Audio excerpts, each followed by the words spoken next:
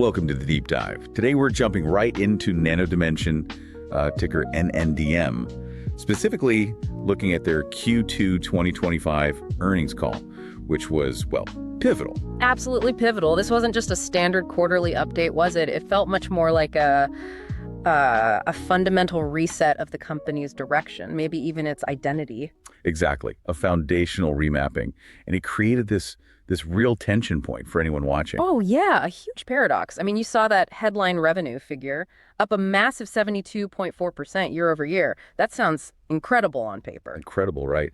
But then the stock, it just couldn't hold on to any gains. It popped a little right after the announcement, but then really slipped the next trading day. And that market reaction tells you everything, doesn't it? It's like investors look straight through that big revenue number. They did. They seemed much more focused on, the underlying business, the execution risk, the structural changes happening. Right. So our job today is to cut through some of that noise. We need to really understand the strategic transformation that Nano Dimension is going through. And figure out why $25.8 million in revenue, which is a big jump from 15.0 million last year, why that didn't translate into confidence. Okay, let's do a quick snapshot of the numbers first, then get into the strategy. Good idea. So the top line, $25.8 million revenue. That's the big positive headline. 72.4% growth. Can't ignore that. But then the caution signs start flashing. The GAAP EPS loss was pretty heavy. Negative $0.83 per share. Yeah, and it's really important for you to understand that number. That TL83 looks alarming, but something like a 78.8 of that, the vast majority, was actually from discontinued operations. Oh, okay. So not necessarily the current business bleeding cash at that rate. Exactly. It was mostly an accounting chart, basically cleaning house from a past decision, not a reflection of current operational failure. Got it. But looking at let's say, the more immediate profitability check, the adjusted EBITDA. That's where you see the ongoing pressure. Adjusted EBITDA was a loss of $16.7 million. And that loss actually widened compared to the $14.6 million loss they posted in Q2 last year. It did. And that widening loss, well, it points to the costs of integrating these big acquisitions they've made, plus maybe some softness in the original business. So the market's reaction makes more sense now. It's signaling some frustration, right? I think so. Investors seem to be saying, okay, the revenue growth from buying companies is noted, but we need clarity. Clarity on the long-term plan and, crucially, a believable path to getting that adjusted EBITDA into positive territory. Acquisitions alone aren't cutting it anymore. Which leads us perfectly into the core of this, the portfolio reset. That huge revenue growth number, it really boils down to one thing. Markforged. It's consolidation into Nano Dimension's results. That's the absolute key here. Markforged started getting counted in their numbers from April 25th this quarter, and it brought in $16.1 million in revenue just by itself. So basically almost 3/4 of the reported revenue growth came from just adding Markforged sales. Pretty much. And this is where it gets really interesting and probably explains that stock drop. If you take out Markforged and just look at Nano Dimension's own legacy or core business revenue. The stuff they were selling before the acquisition. Exactly. That number was only $9.7 million. Only $9.7 million. Wow. And year over year, that's a massive 35% decrease compared to last year. 35% down. Okay, that's the elephant in the room. A 35% core revenue decline. Right. Management pointed towards, the usual suspects. Macroeconomic headwinds, challenges in industrial capital spending globally. But a drop that big, 35%. Yeah. It suggests more than just headwinds, doesn't it? Maybe some real structural slowdown for those specific products, or just extreme cyclicality. It raises a huge question, absolutely. It means the synergies they get from Markforged have to be, well, monumental, not just to grow, but just to offset that huge drop in the original business. So you can see why investors are now laser focused on the integration, the execution, the future EBITDA. They need proof the core weakness isn't spreading. Which brings us neatly to the other big piece of housekeeping this quarter, the Desktop Metal situation. DM. Ah, yes, the long-running saga. They're finally cleaning the slate there. They are. Desktop Metal is now officially classified as discontinued operations. End of story from an accounting perspective. And what does that mean financially? Well, it triggered a, frankly, enormous non-cash impairment charge.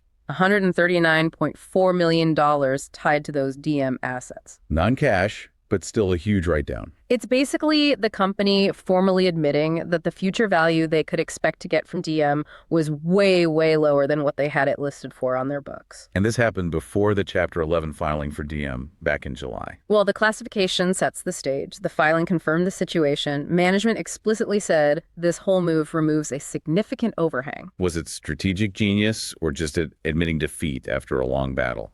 Probably a bit of both, but strategically it's a necessary clean break. Take the hit now, discontinue the operation, clean up the financial statements. Going forward, the story's simpler for investors. It's about Markforged and the remaining core business without all the desktop metal noise. And all this cleaning up coincided with a big change at the top, right? A new CEO. Yes, David Stehlin came in as CEO effective September 8th. His background seems tailor-made for this moment. Lots of executive experience, but crucially, experience with M&A and complex integrations. So the message is clear. It's about execution now. Disciplined execution, that seems to be the mandate. Not growth at all costs, but making the current assets work and maximizing shareholder value from what they have. And speaking of maximizing shareholder value, the board didn't stop there. They launched a formal strategic review. They did, and they brought in the big guns to help. Guggenheim Securities and Hula-Han Loki. These are top-tier financial advisory firms. Hiring names like that definitely signals they're serious, doesn't it? This isn't just window dressing. Not at all. These firms handle major deals, big M&A, breakups, spin-offs, complex financial restructuring. It strongly suggests the board is considering all options, potentially asset sales, maybe a huge return of capital to shareholders, not just tweaking things around the edges. Okay, so if we tie this all together, the cleanup, the new CEO, the strategic review, the foundation enabling all this seems to be their financial position. Absolutely. Financial discipline and that massive liquidity position are key. You even see it in the little things, like shifting their main financial reporting from IFRS to US GAAP. That sounds technical, but why is it significant? It increases transparency and makes it easier for the big U.S. institutional investors to analyze them. It signals a commitment to attracting that pool of capital. And the balance sheet itself, you mentioned liquidity. It's a fortress. At the end of June, they had cash equivalents, and investments of $551 million. Wow. $551 million. And even after costs and burn, they reported it was still over $520 million as of August 31st. And that's excluding any value from the discontinued DM assets. So they have a massive war chest. One of the best capitalized companies in the whole additive manufacturing space right now. They can weather storms, they can be opportunistic. That cash is, in a way, their biggest product right now. Let's touch on margins quickly. There was a big difference between GAAP and non-GAAP gross margins, like 27.3% GAAP versus 44.7% non-GAAP. What's driving that gap? Yeah, that's a 17-point difference. It jumps out. It comes down to some acquisition accounting jargon, specifically the amortization of the fair value step-up of acquired Markforged inventory. Okay, break that down. Fair value step-up. When you buy a company, you have to revalue the inventory you acquire to its current market price, which is usually higher than what the seller originally paid for it. That difference is the step-up. Got it. So when Nano Dimension sold that specific Markforged inventory in Q2, the cost recorded against the sale, the cost of goods sold, was that higher stepped-up value. That temporarily inflates the cost and pushes the GAAP margin down to that 27.3%. So it's a temporary accounting effect, not a reflection of poor manufacturing efficiency. Exactly. It's non-cash, related purely to the merger accounting. That 44.7% non-GAAP number likely gives you a much better idea of the underlying profitability of the Markforged business itself going forward. That's a really important clarification. Okay, so despite all this strategic activity, they didn't give any formal financial guidance for revenue or EPS for the rest of the year. No, they didn't. And it seems deliberate. Management seemed to be shifting the focus away from hitting specific quarterly numbers. Instead, they talked about themes: execution, synergy capture for Markforged, expanding margins over time, and being disciplined with their capital. So they're telling investors, judge us on how well we integrate Markforged and improve operations, not on hitting a specific number next quarter. Pretty much. Which, given the ongoing macro headwinds they mentioned, especially in industrial spending, might be a prudent approach. Were there any signs of life, any green shoots in terms of actual orders or customer traction? There were a few positive mentions. They highlighted a $3 million milestone payment on a critical defense order, suggesting momentum in aerospace and defense, which are often less cyclical. Okay, that's something. And they also mentioned global brands like Nestle expanding their use of Markforged systems. So it seems the higher-end, more specialized applications are still finding traction, even if the broader industrial market is soft. So pulling it all together for the investor watching this, Yeah. what's the current state of play? Well, you have this massive $520 million cash balance, providing a theoretical floor. But weighing against that is the very real operational risks, that scary 35% decline in the core legacy business, and the challenging cost of integrating Markforged effectively. The promise of unlocking value is there, especially with Guggenheim and Hula-Han Loki involved, but the market's reaction says, Show me the money. Or at least show me the synergies. Investors are waiting for concrete proof of synergy realization, proof of margin expansion, and a clear, believable path to positive EBITDA before they really buy into this turnaround story. right, they've cleaned house, they've got the cash, they brought in the external help, but cash just sitting there doesn't do much for returns. The pressure must be building to do something with it. Which brings us perfectly to the, let's call it the more speculative part of our discussion. Time for our not financial advice segment. A thought experiment, really, based purely on the situation. This huge cash pile, the strategic pivot. Exactly. This is just us kicking around an idea, definitely not a recommendation.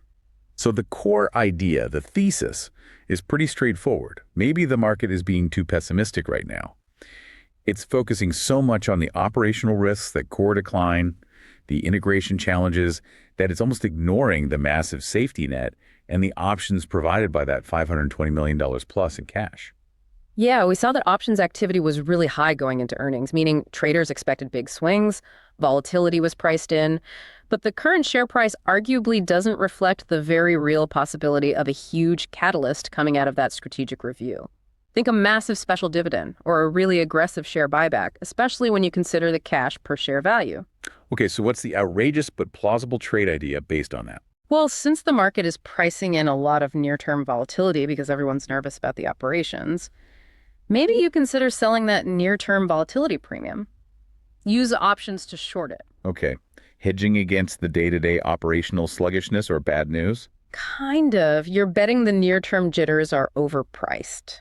But then, simultaneously, you take a long position way out in the future. We're talking deep, out of the money, long-dated call options, maybe 18 months out or even longer. So selling the near-term fear, buying the long-term hope. Essentially, yes.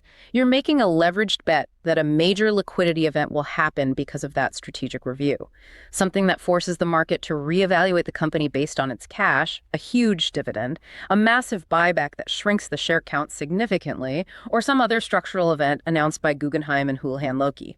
So the trade aims to maximize exposure to that potential catalyst, pushing the stock way past its current price towards that cash per share value, while trying to profit from or at least offset the current market anxiety. That's the idea.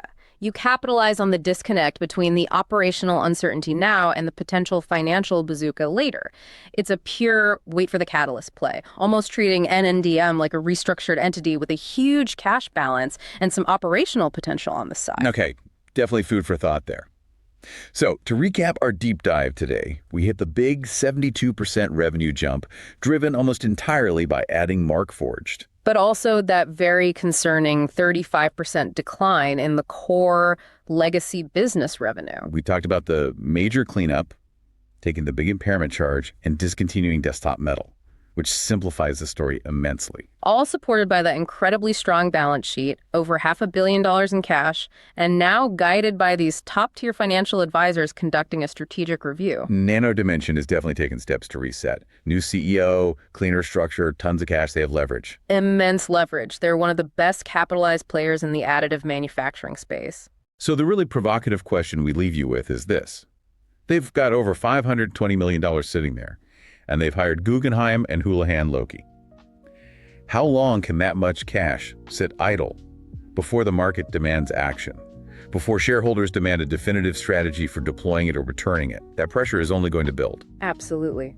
Keep a close eye on any updates about synergy realization, integration progress, and of course, any news from that strategic review, and watch the consolidation trends in the whole additive sector. Thanks for joining us for this deep dive into Nano Dimension's big portfolio reset. We'll catch you next time on The Deep Dive.